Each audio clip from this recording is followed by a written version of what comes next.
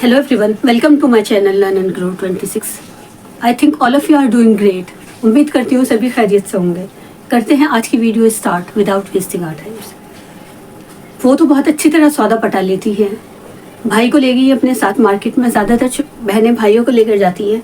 मैं तो उसे मार्केट में ही छोड़ा ही। वो तो एक शर्ट पर मोल भाव कर रहा था, उसका सौदा पटा रहा था। तो इस सौदा पटाने को हम क्या कहते हैं इंग्लिश में, आइए जानिए मेरे साथ। उससे कहते हैं हम हैगिल। हैगिल क्या होता है?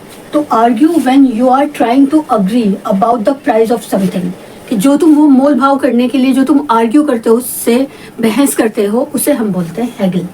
अब इसे सेंटेंस में कैसे यूज़ करते हैं? मैं तो उसे मार्केट में ही छोड़ा ही, वो तो मोल भाव कर रहा था शर्ट के प्राइस पे अपने भाई को। तो आप क्या कहेंगे उसे इंग्लिश में? I left him in the market. I left him in the market.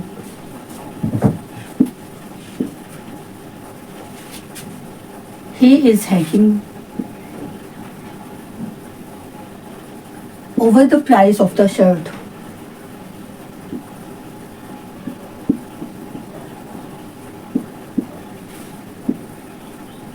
Over the price of a shirt.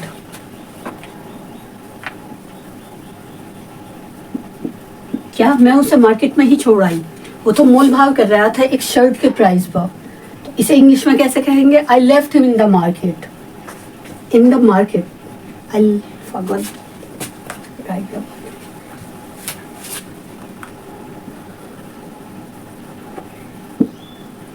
He is haggling over the price of the shirt.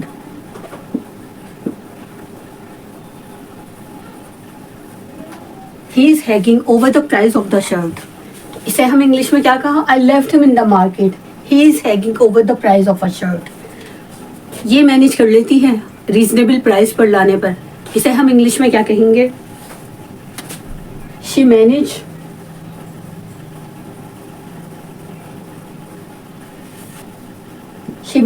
The two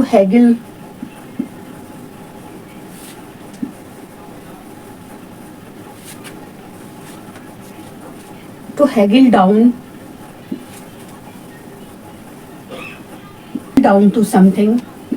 कुछ भी खरीदने में, चाहे वो कुछ भी खरीद रही हो, वो क्या करती है? उसे मैनेज कर देती है रीजनेबल प्राइस लाने पर। उसे आर्ग्यू कर लेती है, उससे बहस कर लेती है वो सौदा पटाने में।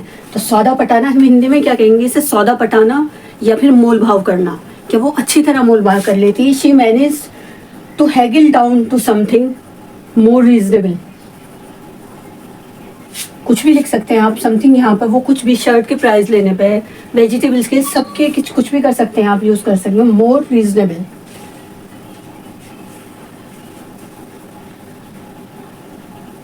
वो क्या करती है? रीजनेबल प्राइस लाने पर उसे मैनेज कर लेती है।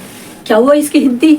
तो वो तो सभी चीज के प्राइस रीजनेबल पर ले आती है, हैगल कर लेती है, सौदा कर लेती है, मैनेज कर लेती है वो सब सौदे। ये she manage to haggle down to something more reasonable, के रीजनेबल प्राइस पर। वो क्या कहेगी कि हाँ मैं तो we are simply haggling the. तो आप उससे, आप किसी को कह रहा हूँ कि ये आसानी से उसको मैनेज कर लेती है उसके प्राइस को रीजनेबल लाने पर, तो वो क्या बोलेगी? We are simply haggling over the price, के हाँ मैं तो आसानी से किसी भी चीज़ का सौदा कर लेती हूँ, उसे प्राइस पर ले आती हूँ। We are simply haggling over the price.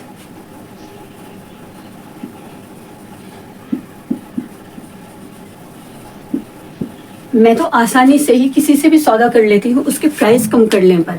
आप उसको कैसे बोलेंगे इंग्लिश में? We are simply haggling over the price, कि किसी भी चीज़ का सौदा करने में, उसके प्राइस कम करने में मैं आराम से हैगिंग कर लेती हूँ, सौदा कर लेती हूँ। ये तो हुआ हमारा हैगिल का वर्ड्स। आई थिंक आपको समझ में आया होगा। हैगिल क्या होता है? किसी से सौदा करना, मोल भाव करना। आप अपनी आंटी के साथ जाएंगे कि आंटी बहुत मोल भाव करती हैं, बहुत ज़्यादा प्राइस कम कर देती हैं, तो उस कहाँ क्या यूज़ करेंगे आप? वहाँ पर हैगिल यूज़ करेंगे। ये क्या? Haggle to argue when you are trying to agree about the price of something. अब चलते हैं सेकंड वर्ड की साइड। आइए करते हैं बाकी के वर्ड्स। तो walk with slow heavy steps. जब हम बहुत थक जाते हैं बुरी तरह, और जब हम बहुत भारी भारी स्टेप्स रख कर के अब हमसे नहीं चला जा रहा, तो उसे हम इंग्लिश में क्या बोलते हैं? उसे हम बोलते हैं टर्च। जब हमारे बहुत पैर भारी हो जाते हैं और हमसे चला नहीं जाता थक कर, उसे क्या बोलते हैं हम, टच बोलते हैं। To walk with slow heavy steps, तो उस पर हम सेंटेंस क्या बनाएंगे, टच बोलते हैं उस सिचुएशन को व्हेन यू आर टायर्ड और it is difficult to walk, उस सिचुएशन को हम क्या बोलते हैं, टच बोलते हैं। To walk with slow and heavy steps, कि जब हम बहुत स्लो और बहुत हैवी स्टेप से चलते हैं। I am getting tired, it is difficult to walk I step ahead, कि ये मेरे लिए बहुत मुश्किल है कि मैं एक कदम भी आगे चल लूँ, तो उसको क्या बोलते हैं हम उसको बोलते हैं टच, कि ये मेरे लिए बहुत मुश्किल हो रहा है कि अब एक कदम भी आगे रखना। It is difficult for me to step ahead, कि एक स्टेप भी आगे नहीं रख सकती मैं, तो उसको क्या बोलते हैं, आई एम गेटिंग टच, मैं बहुत बुरी तरह थक गई हूँ, मेरे पैर थक गए हैं। आई एम गेटिंग टच, इसे आप इस तरीके से यूज़ कर सकते हैं इसे सेंटेंस में। और अब चलते हैं हम सेकंड की साइड। A long step you make while you are walking, कि जब आप बहुत जल्दी आपको कहीं पहुंचना है जल्दी और आप जल्दी स्टेप रख रहे हैं, तो उसे हम क्या कहते हैं, स्ट्राइड। उसे क्या बोलते हैं हम, स्ट्राइड। जब कोई बहुत जल्दी पैर रख रहा है आपके साथ और वो बहुत तेज़ चल रहा है कि मुझसे नहीं चला जा रहा है, तो आप इतनी तेज़ कदम ना रखें, तो आप क्या बोलेंगी, डोंट स्ट्राइड सो लॉन्ग, कि मुझसे नहीं चला जा रहा है, आई एम नॉट गेटिंग, तो प्लीज़ मेरे साथ पैर से कदम मिलाएं। तो उससे क्या बोलते हैं हम, जब कोई बहुत तेज़ चल रहा है हमारे साथ में, तो वो क्या कर रहा है, स्ट्राइड्स। प्लीज़ डोंट स्ट्राइड्स, कि आप इतनी तेज़ ना चले, इतनी तेज़ कदम ना रखें। I am not able to compare with your my legs, और I am not able to strides like so fast, तो इसलिए आप इतनी तेज़ कदम ना रखें। जब कोई तेज़ कदम रखता है कहीं जल्दी पहुँचने के लिए, प्लीज़ डोंट स्ट्राइड्स, कितनी तेज़ कदम ना रखें।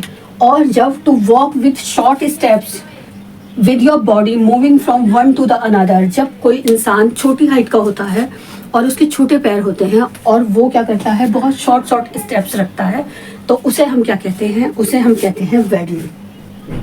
जब किसी इंसान का वेट ज़्यादा होता है और उसके छोटे पैर होते हैं, ये हम स्पेशली छोटे हाइट वालों के लिए यूज़ करते हैं, वेडल। तो ये क्या है, ये किसके लिए यूज़ करते हैं हम, छोटी हाइट वालों के लिए यूज़ करते हैं। और ये क्या है, जिसकी हाइट बड़ी होती है, जो जल्दी से लंबे कदम रखता है, तो उसके लिए क्या यूज़ करते हैं हम, स्ट्राइड्स। और वेडल किसके यूज़ करते हैं, जिनकी छोटी हाइट होती है और उनका वेट बहुत ज़्यादा होता है, तो उसके लिए हम वेडल यूज़ करते हैं। तो आज हमने कितने वर्ड्स जाने, आज हमने 4 वर्ड सीखे। हैगिल मीन्स मतलब मोल भाव करना, टर्च, स्ट्राइड्स एंड वेडल, ये 4 वर्ड्स हैं जो हमारे कॉम्पिटिटिव और एकेडमिक एग्जाम्स के लिए भी इम्पॉर्टेंट है। किसी भी सब्जेक्ट का कोई भी सिलेबस किसी के लिए अलग नहीं होता। अगर इंग्लिश का सिलेबस हमारा CTET के लिए इंग्लिश में सेम है, तो वो UP-TET के लिए भी सेम है। कोई ये नहीं है कि चेंज हो जाएगा वो सिलेबस, कुछ टॉपिक चेंज हो जाते हैं, लेकिन किसी भी सब्जेक्ट का बिल्कुल पूरा टोटली वो चेंज नहीं होता है सिलेबस। तो इसलिए हमेशा फर्स्ट चीज़ क्या होती है, किसी भी कॉम्पिटिटिव एग्जाम्स की तैयारी करने के लिए या फिर एकेडमिक में भी है, तो सबसे फर्स्ट चीज़ होती है, आप ध्यान में रखें सिलेबस, कि उसके हिसाब से आपको करना है। तो ये क्या वर्ड्स है, ये हमारे एकेडमिक के लिए भी इंपॉर्टेंट हो और कॉम्पिटिटिव एग्जाम्स के लिए भी, क्योंकि इंग्लिश का सिलेबस थोड़ा ना चेंज हो जाएगा कि अगर हमारा कॉम्पिटिटिव एग्जाम्स है तो वो चेंज हो जाएगा और एकेडमिक है तो वो चेंज हो जाएगा, नहीं, सिलेबस हमें सब में सेम रहता है। तो ये वो वर्ड्स हैं जो हमारे कभी भी 1 वर्ड में क्वेश्चन में पूछे जा सकते हैं। हमें इसके 4 ऑल्टरनेटिव देकर भी पूछा जा सकता है और इसकी हमें डेफिनेशन भी आ सकती है कि पूछें कि ये सब डेफिनेशन कि इसका मीनिंग क्या होगा, इसे हम क्या कहते हैं। और कभी कभी हमें ये वर्ड्स आएंगे और आपसे ये डेफिनेशन में दी जाएगी कि ऑल्टरनेटिव में कि बताइए इसका मीनिंग क्या होगा, इस तरीके से भी आ सकते हैं। तो इसलिए आपके लिए ये, अगर आपको मेरी वीडियो यूजफुल और कुछ भी इंपॉर्टेंट लगे और आपके लगे कि आपने कुछ नया सीखा है, तो please like share and subscribe my videos, because it's important for you also, क्योंकि आपको आने वाली अपकमिंग वीडियोज़ की नोटिफिकेशन मिलती रहेगी। Thank you for watching my videos. और ये सब वर्ड्स शेयर करें अपने रिलेटिव्स और कज़न के साथ, जिससे they also know, and if they come in exams तो they also correct all these words should be correct of her also or him also. Thank you for watching my videos and like, share and subscribe करें for once again. Thank you.